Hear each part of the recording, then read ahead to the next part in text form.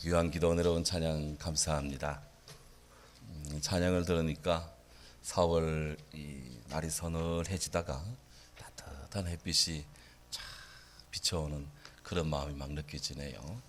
우리 하나님께서 우리 찬양대를 통해서 크게 영광 받으시는 줄로 믿습니다. 동양 그릇이라는 그 우화집이 있는데요. 우리 한국 사람이 쓰신 건데 거기 이런 이야기가 하나 나옵니다. 한 젊은이가 아주 고매한 어른을 찾아가서 스승님으로 모시고 싶다, 제자로 받아달라고 그렇게 요청을 했습니다. 그래서 스승이 아직 일러 하면서 거절합니다. 하지만 그는 끈질기게 스승을 졸랐습니다. 그리고 마침내 허락을 받았습니다. 좋아, 제자가 되라. 그러면서 말합니다. 나는 이제 여행을 떠나려는데 함께 하겠는가? 그랬더니 이 제자가 당연히 따라가야지요. 제자는 스승님 따라가는 거 아니에요? 그래, 그럼 같이 가되 우리가 그냥 가는 것이 아니라 한 사람은 리더를 해야 되고 한 사람은 순종을 해야 되네. 어느 쪽을 하겠는가? 했더니 이 청년이 당연히 스승님이 스승이 되죠. 리더가 되죠. 저는 스승님 하라는 대로 하겠습니다. 좋아, 가세요. 그들은 떠났습니다. 길을 가는데 사막을 지나갑니다. 광야길입니다. 그런데 비가 내립니다. 스승이 외투를 벗어서 제자에게 벗어줍니다. 제자는 너무 송구스러워. 아닙니다. 이건 제가 해야 되죠. 스승님이 감기 걸리세요. 안 돼요. 그러자 아니야, 이렇게 하라는 거야 하면서 당신의 외투를 벗어 제자에게 입혀줍니다. 날이 밝았습니다. 제자가 마음을 싹 가다듬어서 스승님께 말합니다. 스승님, 지금부터 제가 리드하겠습니다. 스승님, 저를 따라 주시죠. 스승이 고개를 끄덕끄덕합니다. 제자가 이렇습니다. 나뭇가지를 주워로 갔다 오겠습니다. 불을 피워야죠. 그래서 스승이 말합니다. 아니야, 그것은 내가 할 일이야. 제자가 말합니다. 제가 리더입니다. 스승님은 가만히 계십시오. 제가 갔다 오겠습니다. 그래서 스승이 말합니다. 아니야, 그건 리더가 할 일이 아니야. 따르는 자가 가만히 앉아서 리더의 봉사를 받는다는 것은 말도 안 돼 하더라는 것입니다. 와, 예. 예수님께서 여우도 굴이 있고 공중에 나는 새도 거처가 있을 때 인자는 머리 둘 곳이 없도다 라고 하셨습니다. 그럼에도 불구하고 우리 주님께서는 죽은 자들이 그들이 죽은 자를 장사 치르게 하고 너는 나를 따르라 그렇게 말씀하셨어요.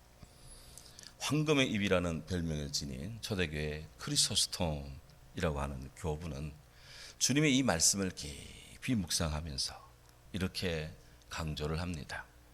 정녕 죽은 자를 돌보는 것은 좋은 것인데, 그런데 우리 예수님을 따르는 일은 정말 좋은 일이다. 이보다 더 좋고 영원한 일은 없다. 그렇게 말했습니다.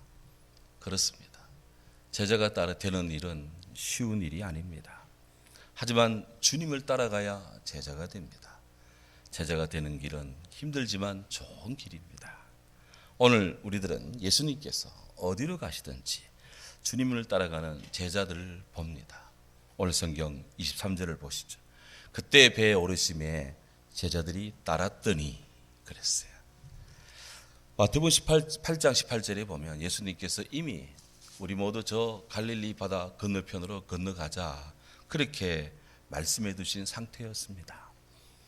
예수님께서 바다 건너가자라고 말씀하신 것은 거기서도 복음을 전하기 위함이었습니다. 내가 이것을 위해 왔노라. 우리 예수님은 당신의 사명을 제시하시고 사명을 선언하시고 사명의 길을 가십니다. 바로 그것은 하나님 나라 복음을 온 땅에 증거하기 위한 것이었습니다. 그래서 예수님은 당신의 사명을 이루기 위해서 지금 배에 오르셨습니다. 예수님께서 오르신 배는 돛이 없는 한 12명, 13명 정도 타는 작은 고기잡이 배입니다. 그 배에 예수님이 탁 올라타자 오늘 성경에 따르면 제자들이 따랐더라 그랬습니다. 마가복음 4장 36절에는 그들이 무리를 떠나 예수를 배에 계신 그대로 모시고 감에 다른 배들도 따랐다고 그렇게 기록하고 있습니다. 무슨 말이냐? 예수님 주위에 많은 사람들이 있었는데 예수님의 제자들과 함께 배를 타고 바다를 건너가니까 주님을 따랐던 뭇 사람들도 배를 구해가지고 예수님 뒤를 막 따라왔던 거예요. 이렇게 해서 사람들은 지금 주님을 막 따라가고 있습니다. 여기서 우리는 예수님이 배에 오를 때 제자들도 배에 올랐다는 사실, 요 점을 주목을 좀 해야 되겠어요. 우피 골드버그라는 유명한 미국 여배우가 있습니다. 이 배우가 시스터 액터라는 그 아주 멋진 영화를 오래전에 이렇게 거기서 영화를 출품했죠. 아마 이거 보신 분들 많을 겁니다. 텔레비전 유선 채널에서 심심하면 나오는 영화입니다. 그 영화 속에 나는 주님을 따를 것입니다. I'll follow him 이라는 그 찬송이 정말 멋지게 그렇게 연주가 공연이 되고 사람들은 그 찬송을 받고 막 기뻐하는 그런 장면이 눈에 선합니다. 그 가사가 이렇습니다. 일부를 이용하면 I'll follow him wherever he may go. 나는 그분이 갈 수 있는 곳이면 어디든 주님을 따라갈 것입니다. And near him I always will be. 그분 가까이에 저는 늘 있을 것입니다. For nothing can keep me away. 그 어떤 것도 나를 주님께로부터 멀어지게 할 수가 없습니다. 왜냐하면 He is my destiny. 그분이 나의 운명이시기 때문입니다. 주님이 나의 운명이시라 내가 주님을 따라갑니다 하는 뭐 그런 가사가 쫙 이어지는 것이죠.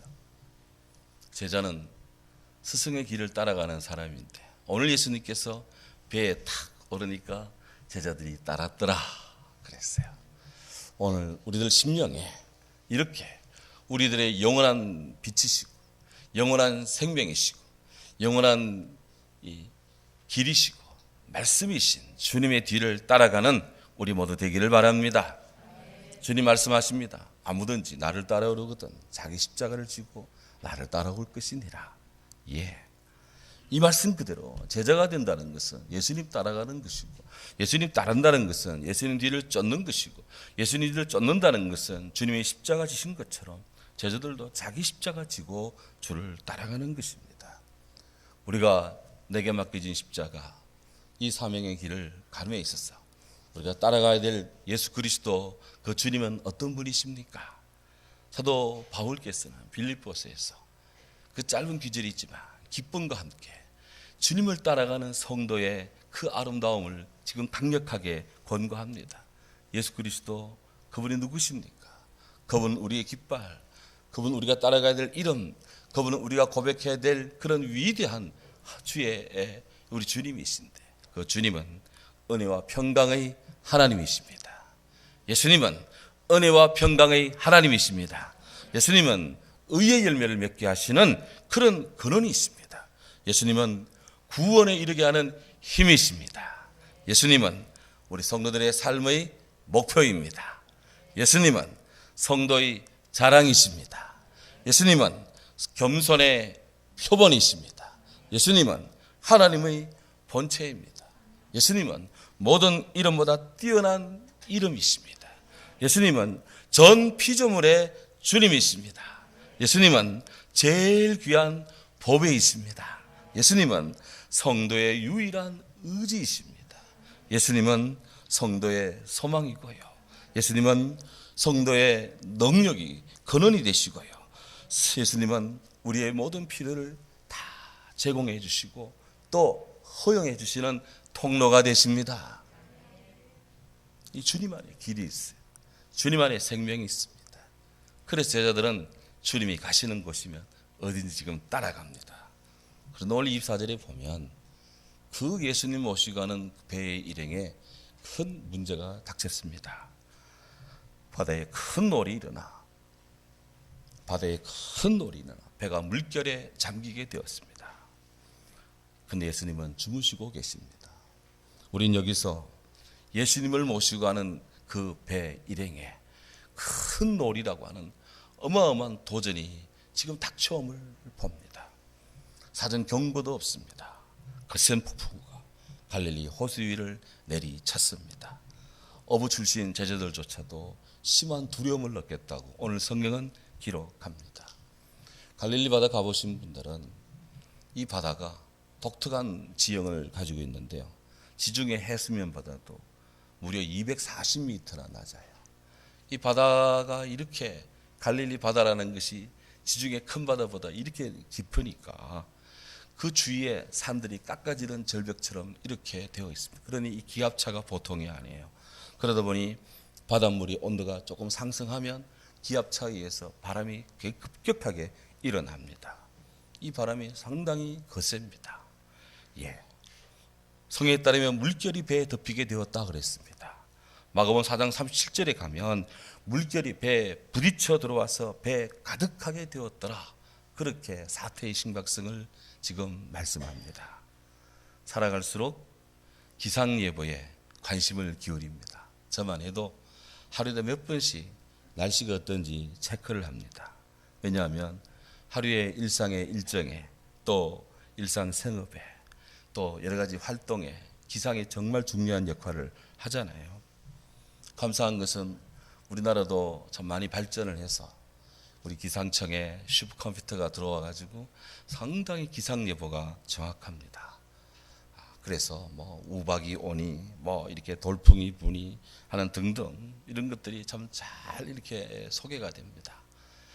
어릴 때 뉴스를 들어보면 참 특이한 기상 뉴스, 그게 참 일반화되었었는데 오늘 곳에 따라 한때 비가 오겠습니다 하면 모든 기사가 다 이해됐어요. 곳에 따라 한때 비가 오는구나. 비가 오면 우린 비가 오는 곳이구나. 뭐 그냥 그렇게 생각을 했는데 요즘에는 중구동 하면은 중구동 몇 시부터 몇 시까지는 맑음, 흐림, 비가 오면 바람 분 뭐 이게 쫙 나오고 있습니다.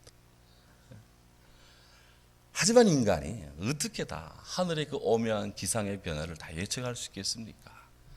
100번 잘하다가도 한 번 기상청이 예보 잘못하면 난리가 납니다. 인간의 삶이 늘 그런 거예요. 우리의 인생살이도 예외가 아닙니다. 예수님을 모시고 가는 이 배입니다.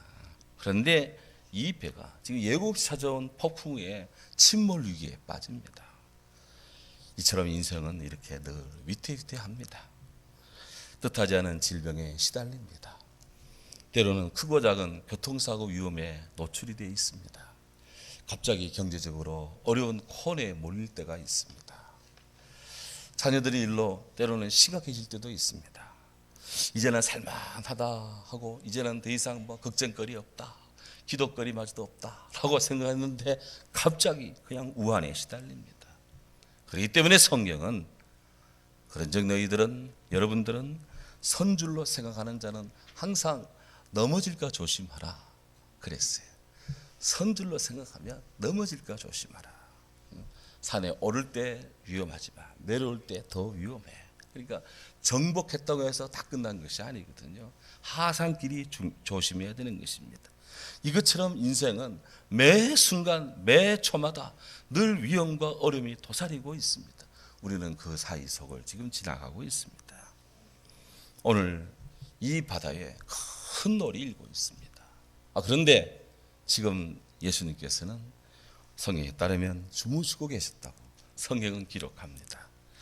마가복음 4장 38절에 보면 예수께서 고물에서 베개를 베고 주무셨다 그랬습니다.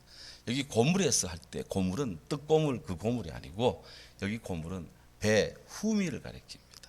배 뒤쪽에서 주님은 간이용 베개를 베고 이렇게 잠시 눈을 붙이신 것 같아요. 머리 둘 곳도 없다 라고 말씀하던 우리 예수님은 바다 한가운데에서 지금 제자들 틈에서 이렇게 고물에 베개를 베고 잠을 지금 자고 계십니다. 사람들에게 천국 복음을 전하시고 시간 찾아오는 환자들에게 기도해 주시고 참 많은 사람들의 마음을 위로하시고 만지시고 터치하시고 하루 종일 그렇게 봉사하시고 섬기시던 우리 주님, 그분이 하루 일과가 얼마나 치열했고 얼마나 강렬했고 얼마나 모든 에너지를 쏟는 그런 열정의 삶을 살았는지, 그 험한 뱃속에서도 지금 주님이 잠을 자고 있습니다. 또 다른 측면에서는 이 난관을 뚫고 이 폭풍우를 잠재우는 하나님의 거룩한 때, 하나님의 위대한 구원의 시간 카이로스, 그 하나님의 시간을 지금 기도하는 제자들의 부르짖음을 우리 주님이 기다리고 계시는지 몰라요. 그래 자는 척하며 눈 감고 계신지도 모릅니다. 어쨌든 지금 주님은 주무시고 있습니다. 만약 여러 성도님들이 지금 그 배에 계신다면 어떻게 하겠습니까? 오늘 성경에 따르면 제자들은 자기들 힘으로 좀 극복을 하려고 해봤지만 도저히 불가항력을 느꼈는지 그제서야 주무시는 예수님을 깨웁니다. 25절에 보면 그 제자들이 나와 깨우며 가로되 주여 구원하소서, 우리가 죽겠나이다. Lord save us. 주님 우리를 구원해 주세요. 우리가 지금 죽겠습니다. 그렇게 주님께 기도하고 있습니다. 그들은 주님을 깨웠지만 그거는 기도였습니다.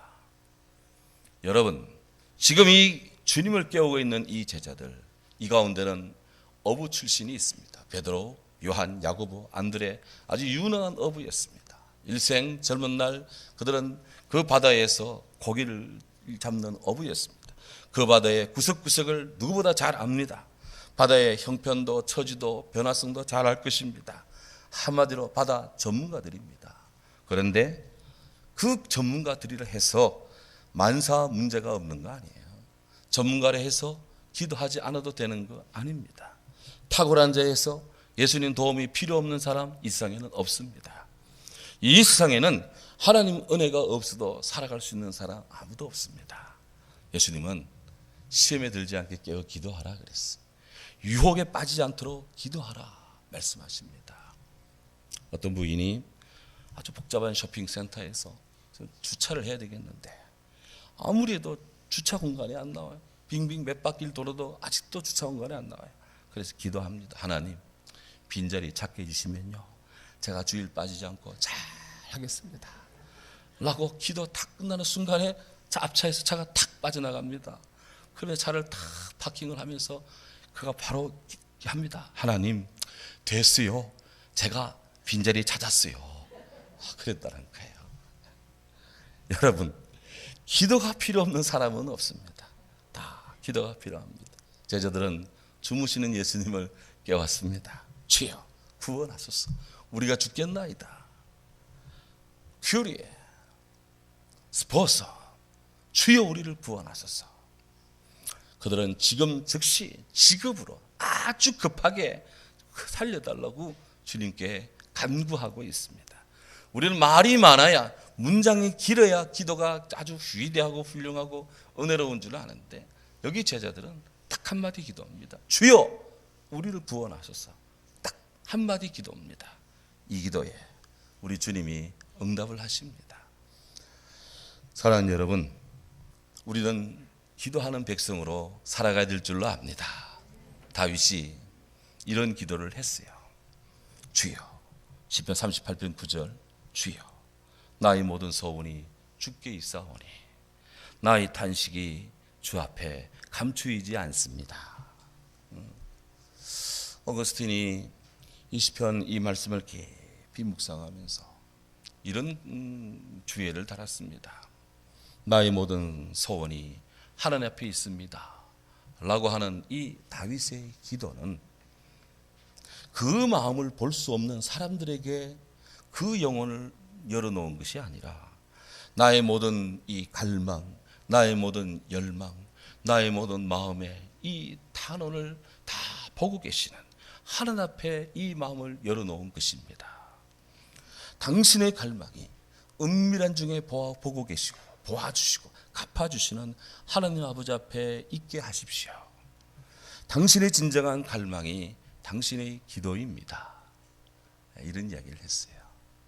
제가 몇 년 전에 당신의 진정한 갈망이 당신의 기도이다 라는 어거스틴의 이 명제에 함축되어 있는 그의 기도의 영성에 대해서 제가 논문을 하나 쓴 것이 있는데 교회 홈페이지 접속하면 거기서 볼 수가 있습니다.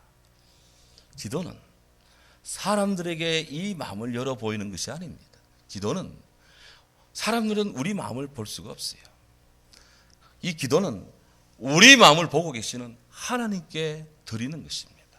하나님께 호소하는 것입니다. 우리의 마음속에 있는 갈망을 주님께 내어 놓는 것입니다. 그래서 당신의 진정한 갈망이 당신의 기도입니다. 그 말이 성립이 되는 것이에요. 중세 초기에 시내산 밑에 있는 그 수도원, 소위 떨기나무 수도원 원장으로 수고하신 성 헤스키오스라는 분이 있습니다.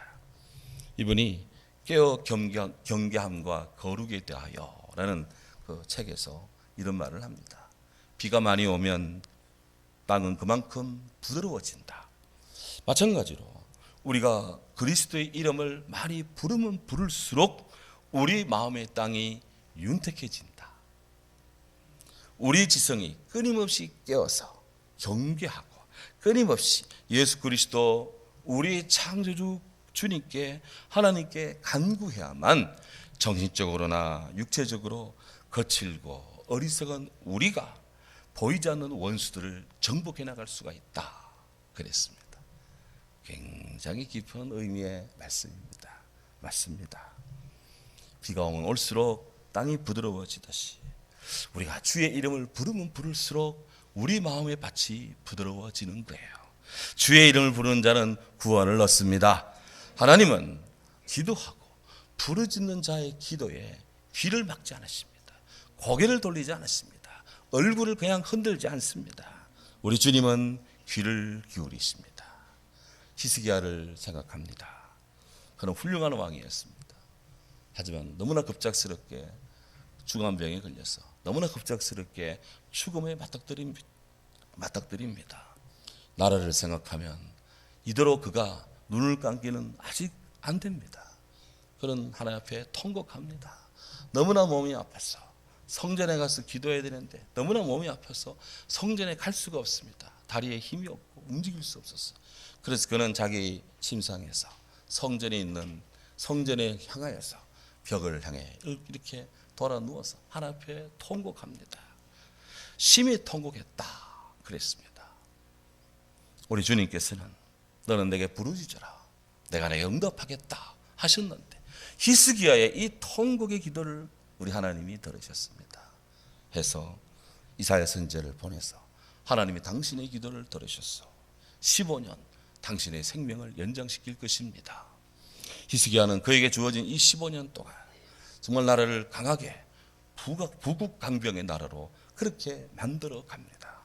여러분, 우리 하나님은 통곡하는 자, 부르짖는 자, 간구하는 자, 주께 구하는 자의 기도에 반드시 응답하십니다. 주여, 우리가 죽겠나이다. 우리를 구원하소서. 그들은 지금 엄청난 거센 폭풍 아래에서 우리 주님을 흔들어 깨웠습니다. 그때 주님이 오늘 성에 따르면 깨어 일어나 말씀하십니다. 어찌하여 무서워하느냐? 믿음이 적은 자들아. 이 본문을 그대로 보면 예수님이 제자들에게 믿음이 적다고 막 야단을 친 것 같은데 그게 아니고요. 작은 믿음이라도 갖고 있다면 왜 의심하느냐? 이 뜻입니다. 적은 믿음이라도 조금이라도 믿음이 있다면 왜 두려워하느냐? 오늘 여기다 믿음으로 우리 주님께 오신 줄로 믿습니다. 우리 주님 안에서 두려움을 넘어 주님을 믿으시며 마음이 안전한 평화를 얻으시기 바랍니다. 그래 주님이 말씀합니다. 바람과 바다를 꾸짖었습니다. 주님이 revoked. 주님이 꾸짖었습니다. 바람을, 파도를 꾸짖었습니다. 했더니 아주 잔잔하게 되었더라. completely calm. 아주 잠잠하게 되었더라. 이를 바라본 모든 사람들이 생각을 합니다. 이는 어떤 사람이기에 바람과 바다도 순종하는고. 아마도 제자들 탄 배를 뒤따라오던 또 다른 사람들 배들이 아마 우리 예수님의 그 모습을 보았을 것 같아요. 그들이 다 한결같이 도대체 이분이 누구시기에 바람과 바다도 순종하냐. 사랑하는 여러분, 우리 인생은 작은 배를 타고 예측 불가능한 바다를 건너가는 바로 이런 이 인생입니다. 수시로 삶의 기상이 급변합니다. 인생의 미래는 늘 불확실합니다. 우리를 자신의 힘으로 해보려고 하고 하려고 하지만 늘 힘에 부칩니다. 호흡이 가쁩니다. 한계 상황에 수시로 직면합니다. 이렇게 누구에게나 인생의 폭풍이 닥쳐옵니다. 누구에게나 이런 경랑에 휩싸일 때가 있습니다. 우리는 이러할 때 낭망하지 맙시다. 낭망하지 맙시다. 두려워하지 맙시다. 왜? 우리에게는 바람과 바다도 순종하게 하시는 예수 그리스도가 우리 가운데 있기 때문입니다. 성령으로 우리 안에 역사하시고요. 우리는 그분을 따르는 크리스찬이기 때문에 그렇습니다. 날마다 죽음에 직면하는 우리들입니다. 누구를 의지하고 어디에 우리가 호소해야 될까요? 무엇에 우리가 이렇게 기대해야 될까요? 제자들은 자기들 힘으로 어느 정도는 해봤겠지만 불가항력적 순간에 봉착했을 때 그들은 주무시는 예수님을 깨웠습니다. 주여 구원하소서, 우리가 죽겠나이다. 지금 대한민국 이 지경입니다. 주여 구원하소서, 우리가 죽겠나이다. 우리 모두 지금 이 기도를 해야 됩니다. 주여 구원하소서, 우리가 죽겠나이다. 코로나로 힘든 세상입니다. 백신이 언제 올지 아마도 예측이 안 됩니다. 하지만 언젠가는 되겠죠. 하지만 주님 주시는 이 방법이 빠르게 될 수 있도록 기도가 필요합니다. 주여 구원하소서, 우리가 죽겠나이다. 세상에 여러 정황으로 힘든 여정이지만 주님 모시고 있음을 알고 주무시는 같은 예수님 깨우십시다. 바람도 바다도 잠잠케 하시는 주님, 저와 여러분의 마음의 갈망을 받으시고 축복하시고 들으시고 응답하시고 역사하시고 함께 하심을 믿습니다. 아멘. 기도합니다. 귀하신 주님을 찬양합니다.